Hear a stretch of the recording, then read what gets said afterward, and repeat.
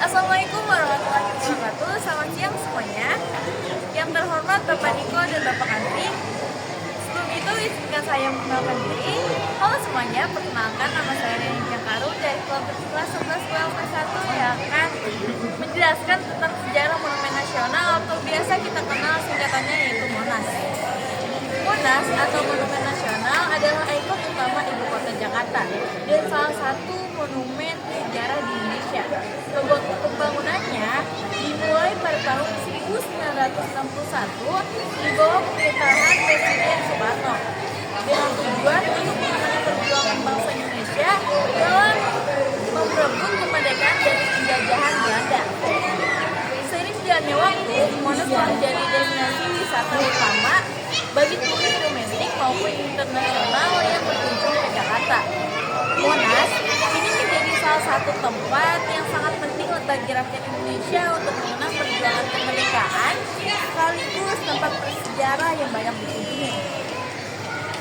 Kedatangan bangsa Belanda ke Indonesia dimulai pada akhir abad ke-16 berawal dari keinginan mereka untuk menguasai perdagangan rempah-rempah yang sangat berharga di pasar Eropa.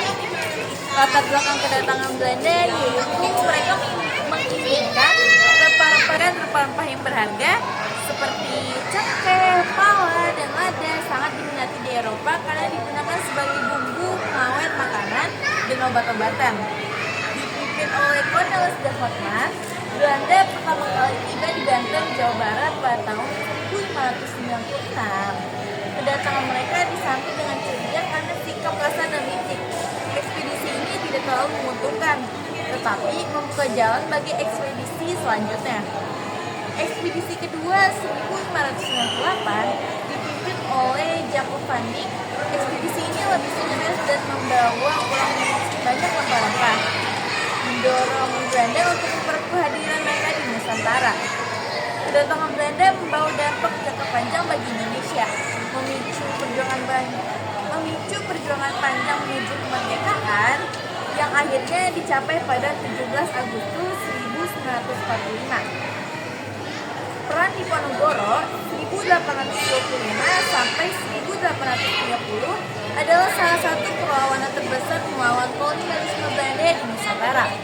Perang ini dipimpin oleh Pangeran Diponegoro, seorang bangsawan dari Kesultanan Yogyakarta yang menentang campur tangan Belanda dalam Kesultanan Keraton, pajak yang membebani rakyat, dan perampasan tanah. Nah, pada tahun 1830 Diponegoro ditipu dengan tawaran minyak oleh Belanda di Barelang. Dia ditangkap dan diasingkan oleh Manado. Kemudian dipindahkan ke Makassar hingga wafat pada 1855. Dampak dari peperangan yaitu kerugian besar bagi Belanda baik secara ekonomi maupun militer. Perlawanan rakyat menginspirasi perjuangan selanjutnya melawan kolonialisme. Kesultanan Yogyakarta semakin dikendalikan oleh Belanda. Perang Diponegoro adalah simbol perlawanan rakyat Indonesia terhadap penjajahan. Lahirnya pergerakan nasional Indonesia terjadi pada awal abad ke-20. Sebagai respon terhadap penjajahan Belanda, pergerakan ini ditandai dengan munculnya organisasi berjuang untuk kemerdekaan Indonesia melalui pendidikan politik dan sosial. Faktor mendorong dari pergerakan nasional antara lain adalah karena munculnya kaum terpelajar dari golongan pribumi, terutama setelah ada kebijakan politik etnis yang memberi akses pendidikan. Lalu terbentuklah organisasi pergerakan nasional yaitu Budi Utomo 1908, organisasi pertama yang bergerak di bidang pendidikan dan kebudayaan. Didirikan oleh Dr. Sutomo.